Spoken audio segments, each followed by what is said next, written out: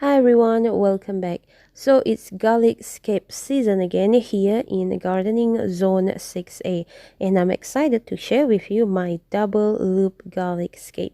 So last year I planted Russian red garlic, and this variety will produce a double loop garlic scape, which is pretty amazing because most garlic will produce either a straight scape or a scape with a tiny curl to it. But for this variety, it will give you a full double loop scape.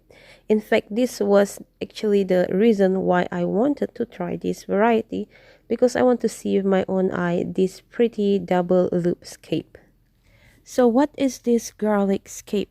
Now, garlic scape is the flower stem of the garlic, and they are edible as long as you harvest them when they are young and tender. Now, why would I want to harvest the garlic scape?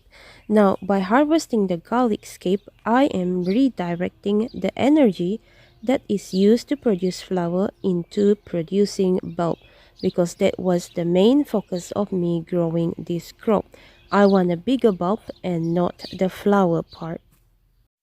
So this is how I prepare my garlic scape for cooking, by simply testing the bottom part of the scape first to make sure that the stems are tender and not woody.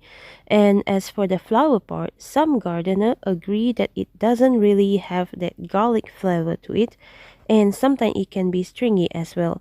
So for me, I'll cut off the flower part and not include it in my cooking. However, there are some who still use it for cooking, so it's up to your preferences whether you want to include that in your cooking or not. So this is one of the usual recipe that I will use to cook my vegetable. I will usually use bacon as the meat, but you can omit the meat if you don't prefer meat in your vegetable. In this, I use bacon, and since bacon has a lot of fat to it, I will usually scoop out the extra fat from the bacon before I continue with the next step. So for the next step, instead of using garlic, I will use garlic scape for the garlic flavor in this cooking. However, since garlic scape only have like a mild taste of garlic to it, you can also put an extra garlic to this recipe to make sure that the garlic is to your taste. Now the next thing that you can add to this is some extra vegetables from your garden. Don't forget to add salt to taste, or you can also use soy sauce as well.